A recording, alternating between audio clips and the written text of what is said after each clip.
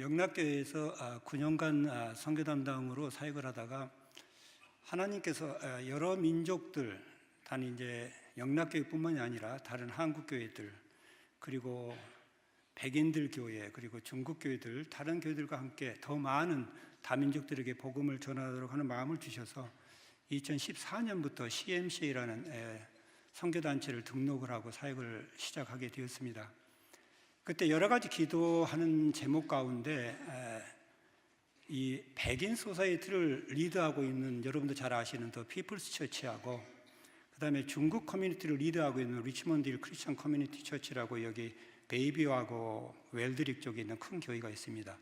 그 교회와 함께 동역할 수 있게 해달라고 하나님께 기도를 드렸는데, 하나님의 은혜로 그 두 교회들과 함께 동역을 하고 있습니다.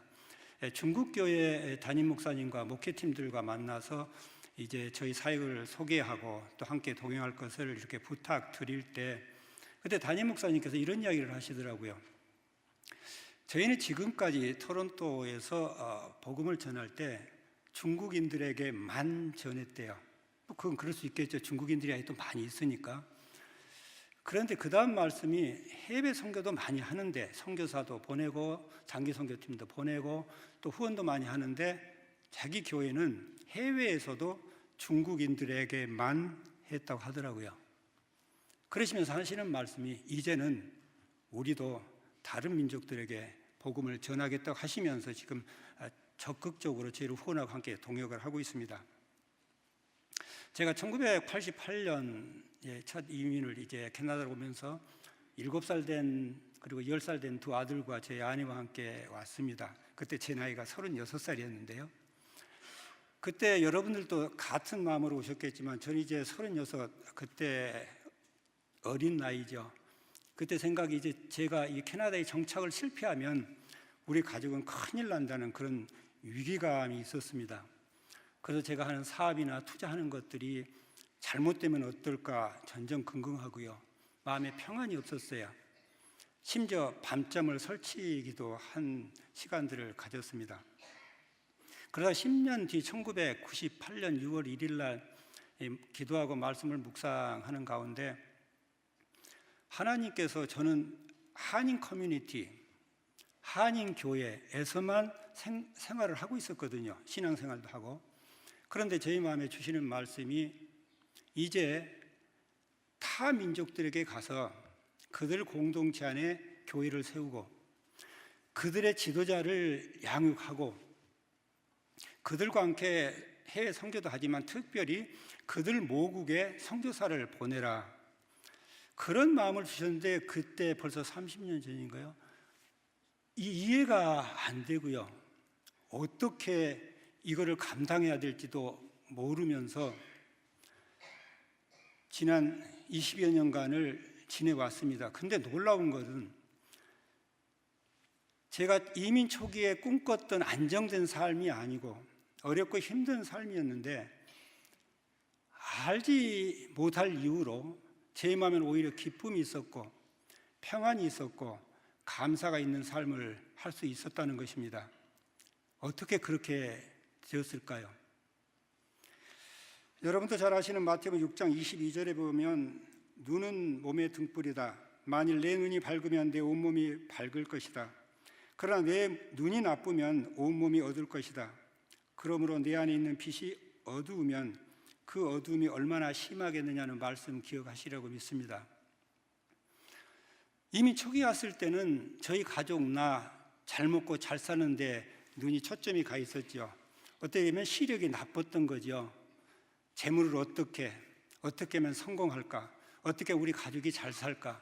그냥 성경의 말처럼 좀이 슬고 도둑을 맞는 그 일에 제 초점이 가 있다 보니까 불안하고 근심이 오고 걱정이 왔었던 것이죠.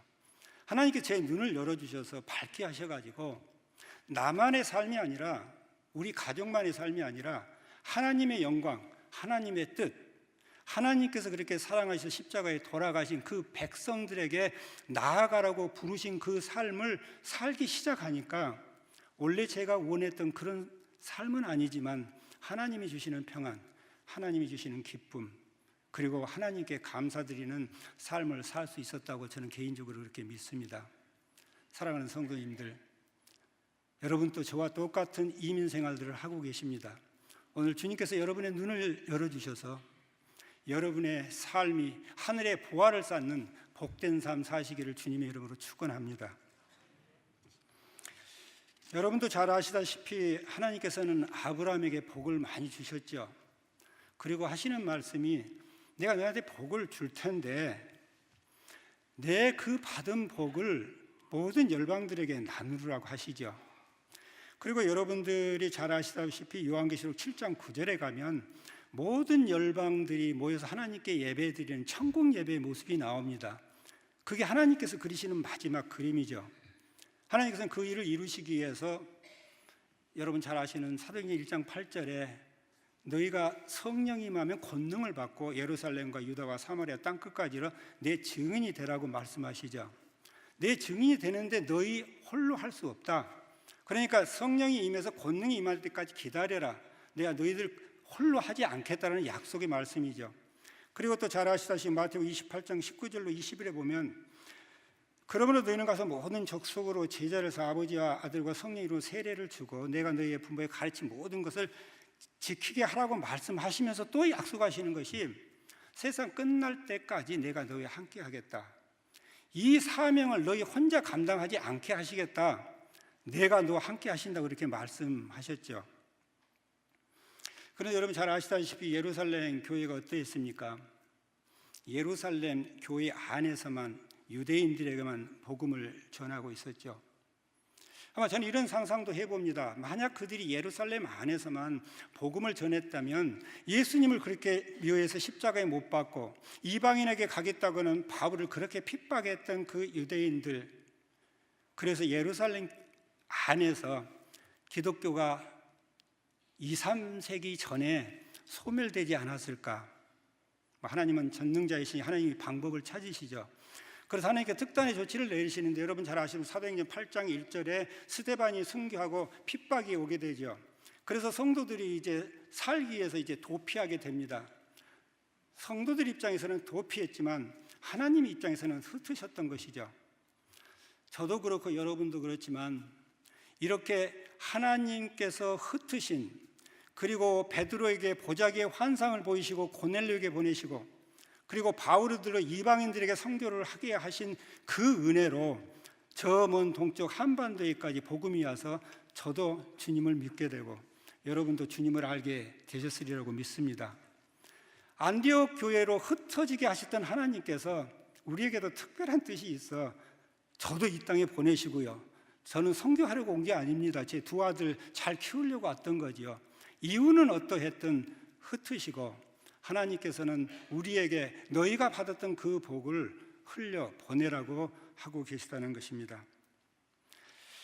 그러나 우리가 복음을 전하려고 하는 마음이 있더라도 우리가 복음을 전할 수 있는 마땅한 장소에 있지 않으면 전할 수가 없지요.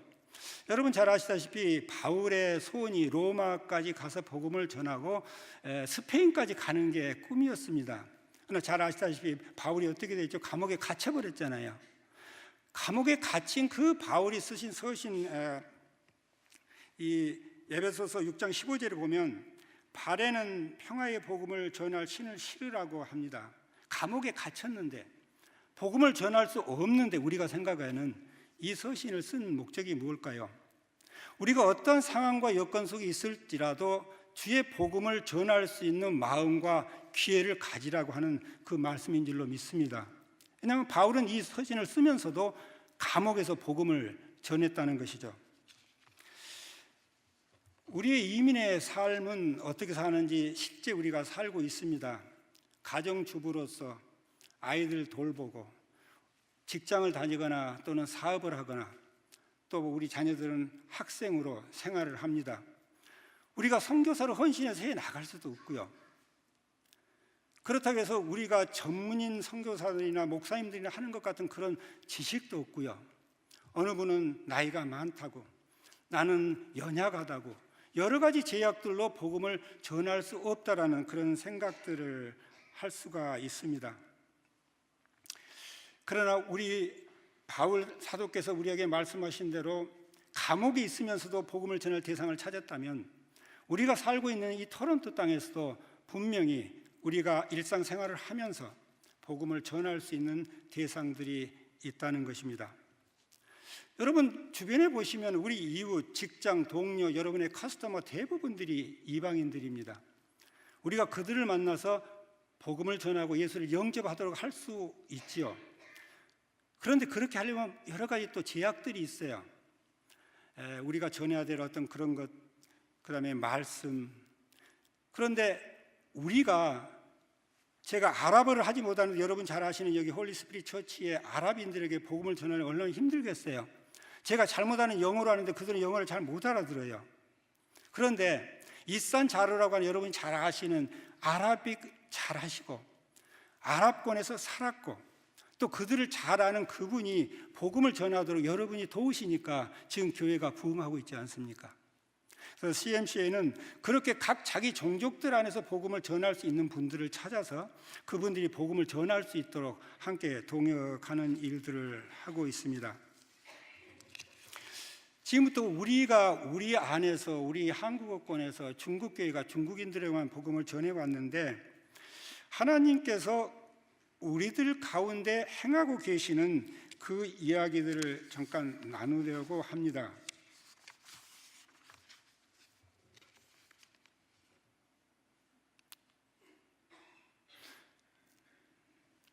이 사진은 여러분들이 잘 알고 계시는 사진입니다. 여러분들이 섬겼던 그 아랍교회입니다. 이거는 지금 2016년 9월 11일 날 창립하고 그 다음에 창립의 제일 왼쪽 밑에 그림입니다. 그 그림에 한 30여 명이 창립했죠.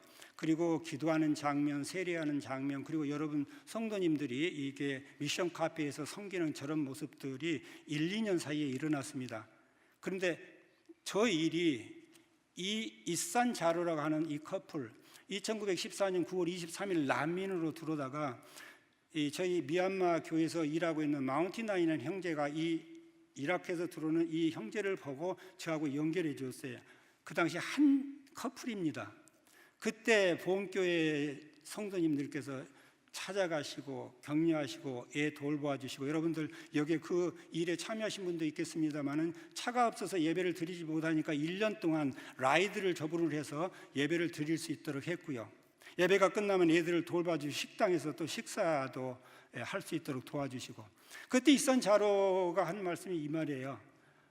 한인들이 우리를 이렇게 사랑하는 줄 몰랐다고요. 그 감동에 힘입고 여러분의 사랑과 격려에 힘입어서 저분이 교회를 하기로 결심을 하고요. 저 가정이 기도를 시작하고 한 가정이 합치고 5, 6명이 기도를 1년간 하면서 여러분도 아마 같이 기도하신 분들 계시리라고 믿습니다만은 그리고 저 교회가 시작됐습니다.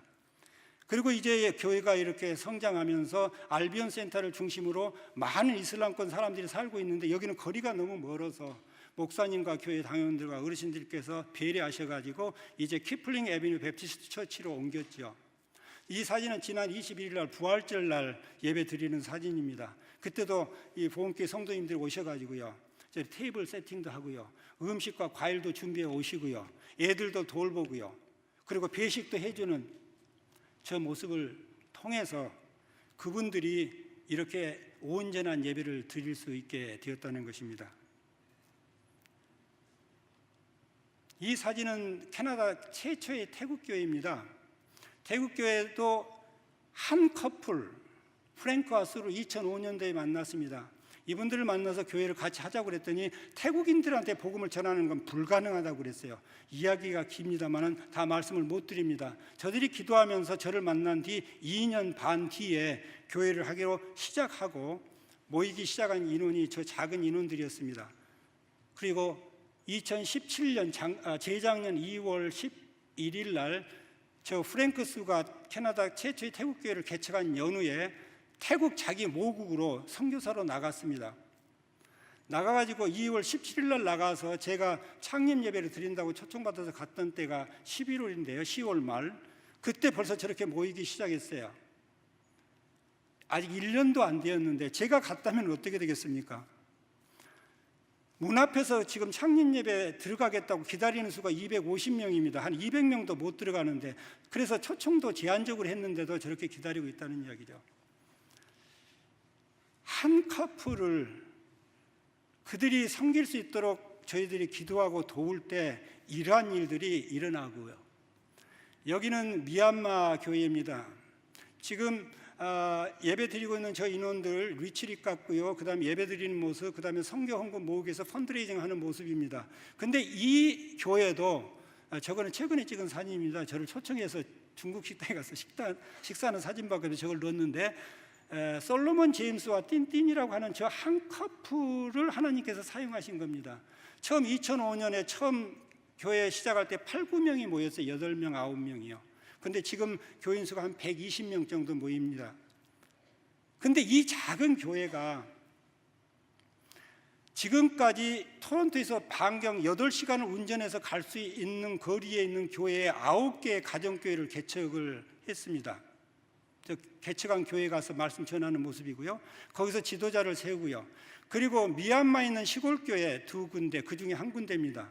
그리고 태국의 이 난민으로 나가 있는 미얀마인들 교회를 2곳을 섬기고 있습니다. 이 작은 교회가 9개 교회를 개척하고요. 해외에서 4개 교회를 지원하고 있고, 또 놀라운 일은 이 솔로몬 제임스의 마음이 어디에 가 있냐면 여기에 죽어가고 있는 백인 교회들이 가 있어요.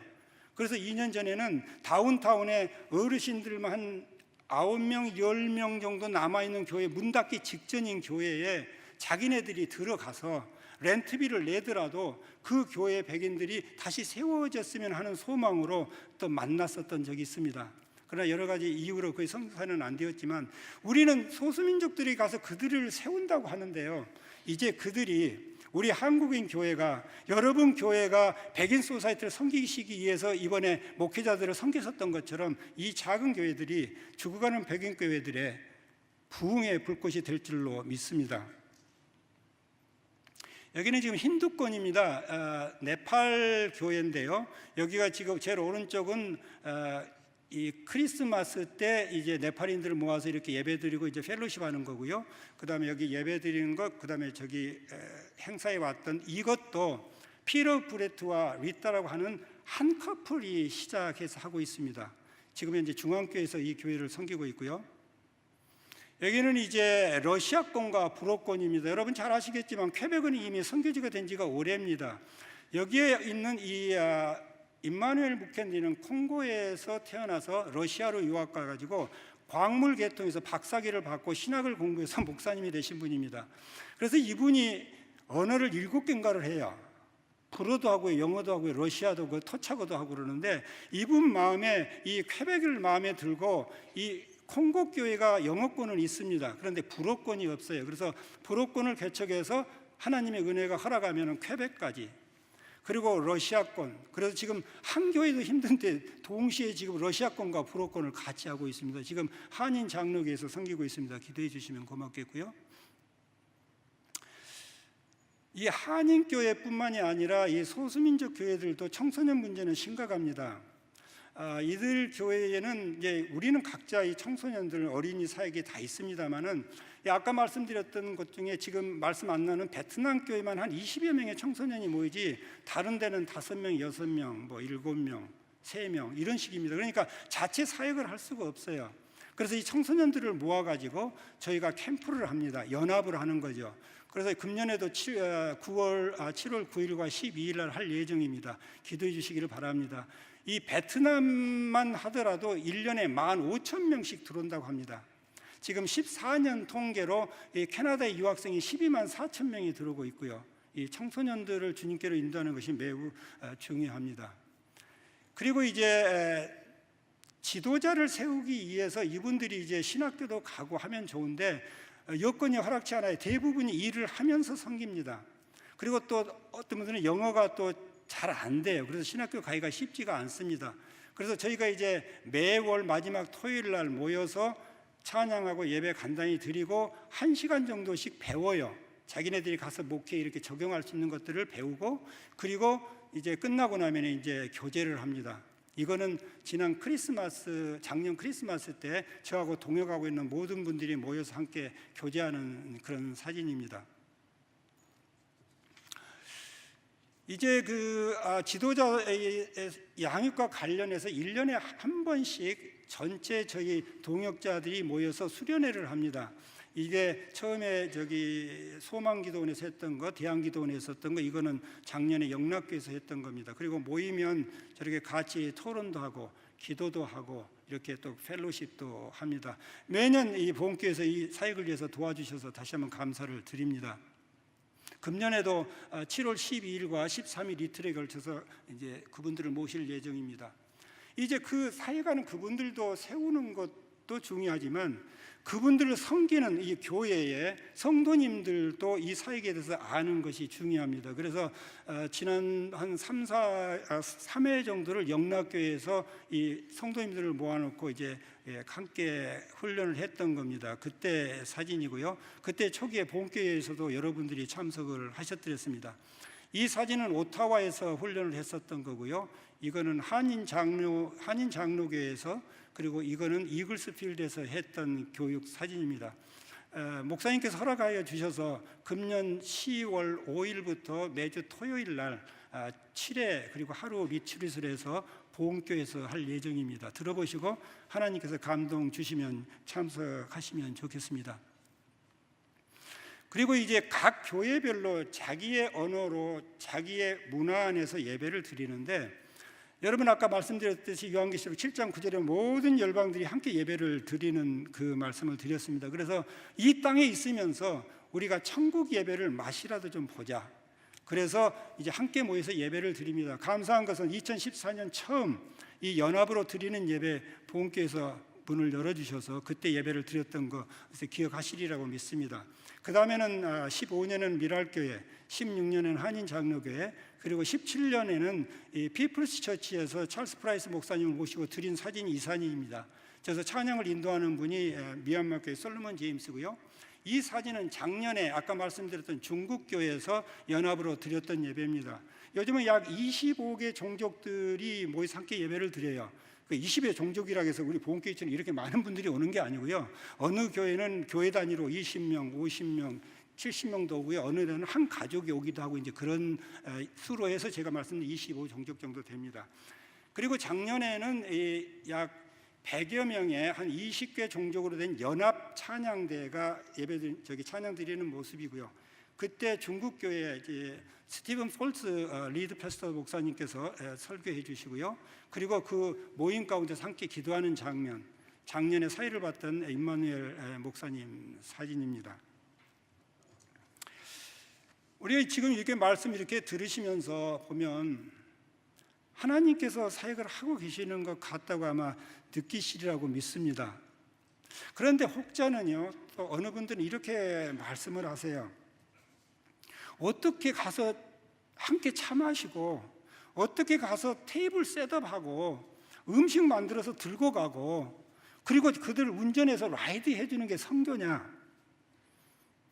그렇지요. 그게 선교 아니죠.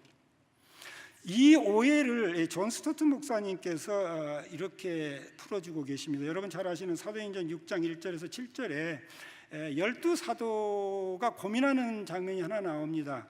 이 헬라파하고 히브리파의 과부들 문제로, 그래서 이제 7집사를 세우는 그 장면 이야기를 들어 말씀하시면서 이런 이야기를 하시죠. 12사도의 일과 택함을 받은 7사람의 일은 똑같이 디아코니아, 즉 사역 또는 섬김이라고 이제 한국말로는 표현되는 건데요. 이렇게 디아코니아라고 표현되는 것은 분명히 의도적이다.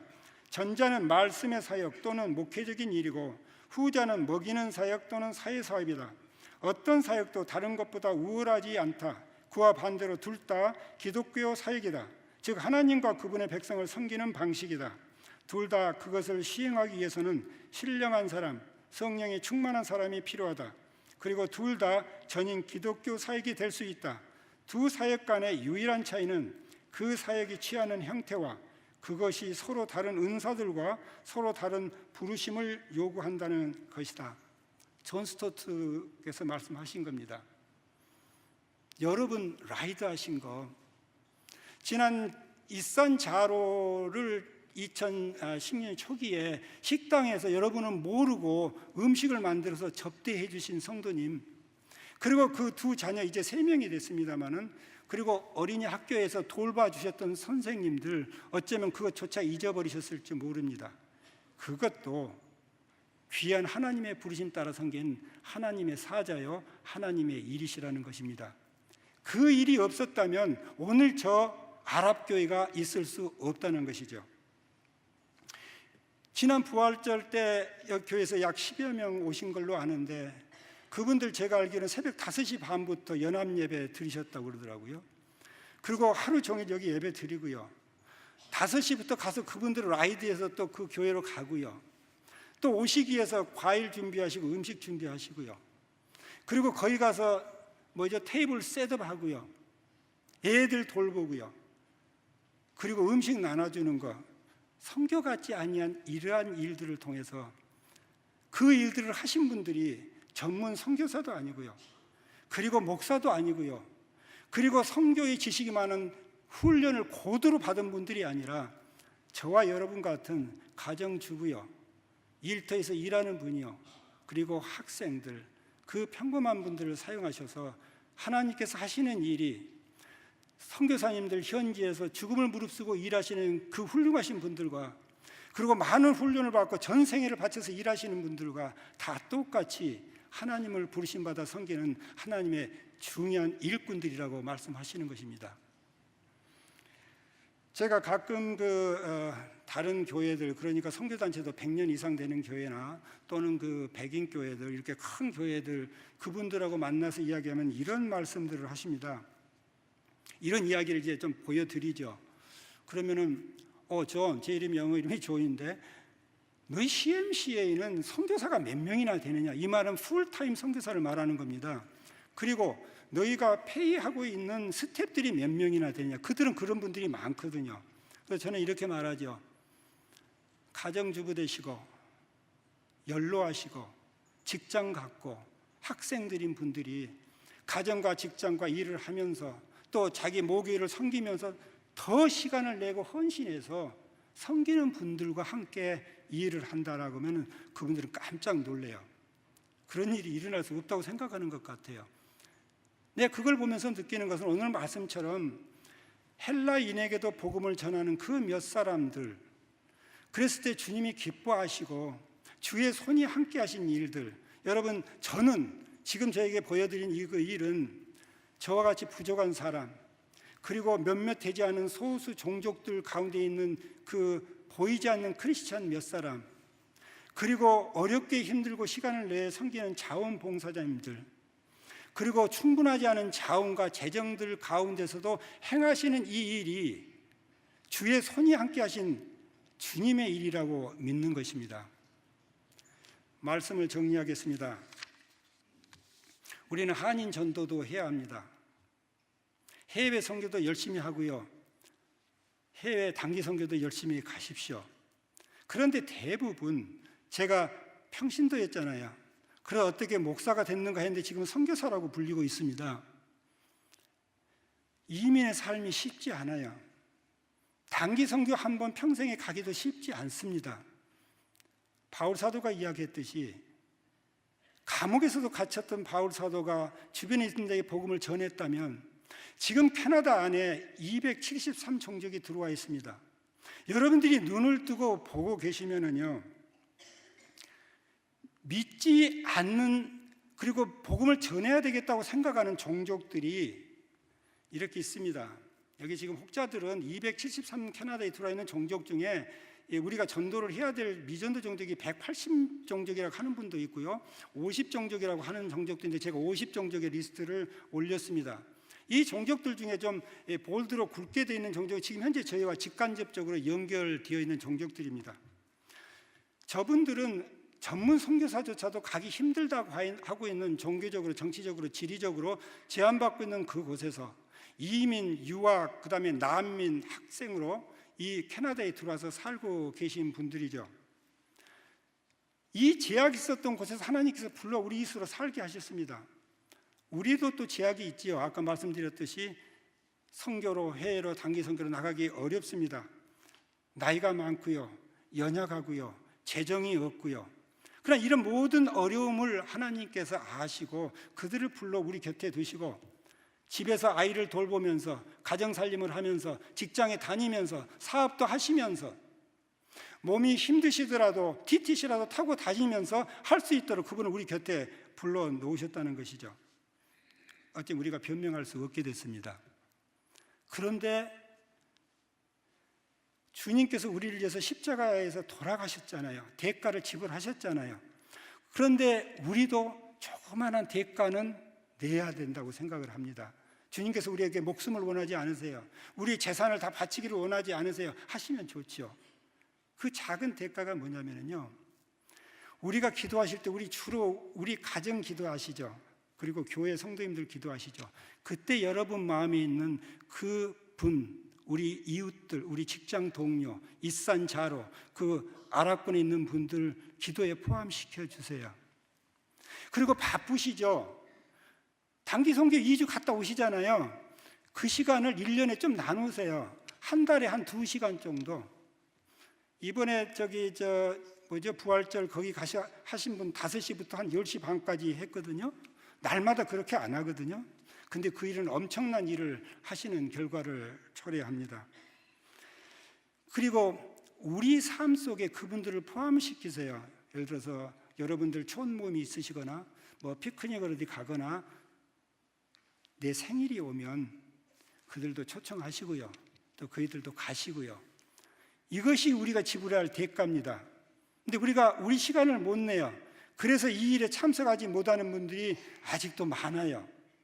우리 본교에 계신 성도님들, 이 작은 대가를 주님이 우리를 위해서 죽으신 십자가의 대가하고 비교하시면서 아끼지 마시고 시간 한 달에 1시간이라도 대가를 지불하시는 주의 복된 백성들 되시기를 간절히 소원합니다.